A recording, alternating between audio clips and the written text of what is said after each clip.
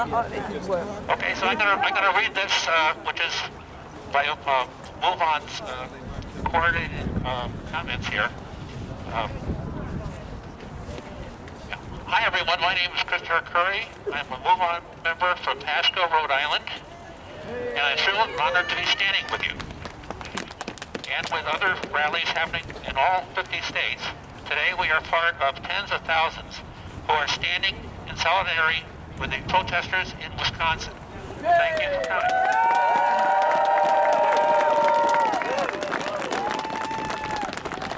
Around the country, the American dream is under fire.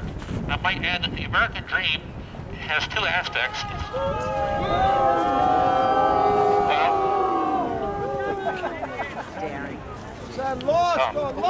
American dream has two aspects. One is the idea is that if you work hard, you can earn a decent living and retire, decently.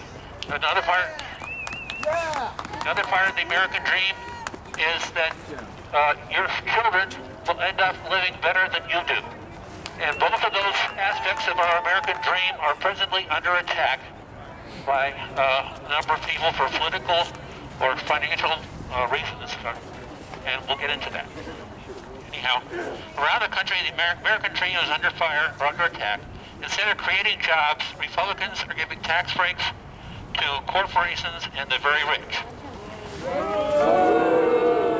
Instead of helping everyone hit hardest by the economic crisis, Republicans are cutting funding for education, police, emergency response, and vital human services. The American dream is slipping out of reach for more and more Americans, and we have to fight back. Our rally here, and the rallies in the 49 other state capitals and other major cities around the country is about standing with solidarity with Wisconsin workers and Americans everywhere who are struggling in our broken economy. What do we want? We demand an end to the attacks on workers' rights and public services across the country.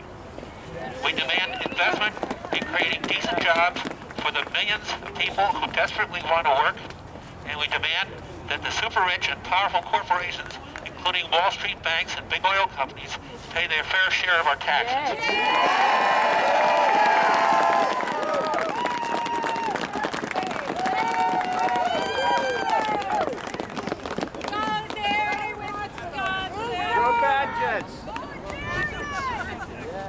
Over the last few weeks, Wisconsin workers have been protesting against a bill that would cut vital public services and take away workers' ability to bargain collectively. It is absolutely critical for the health of America's middle class that workers are allowed to organize collectively to negotiate with their employers.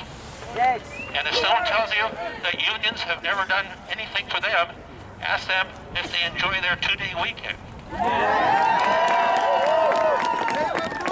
This was fought and won by labor unions.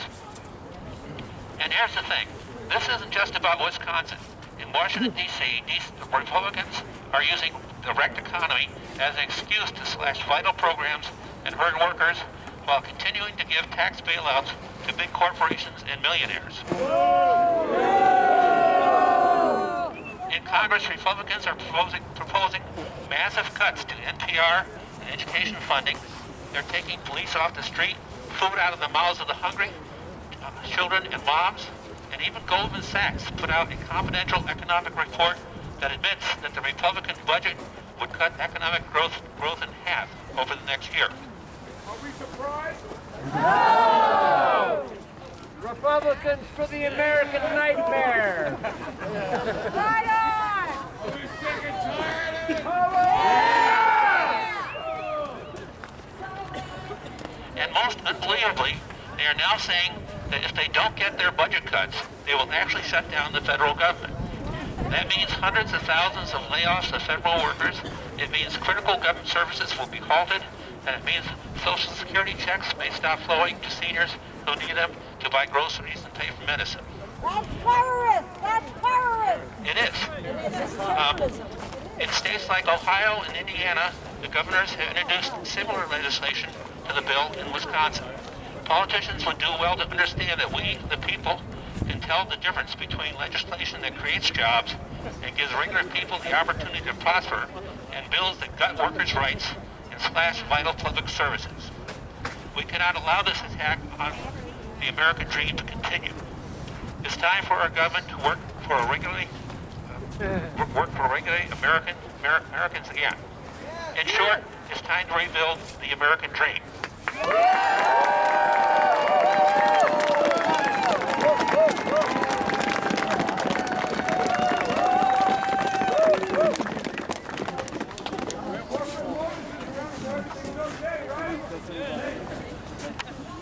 Get to that later.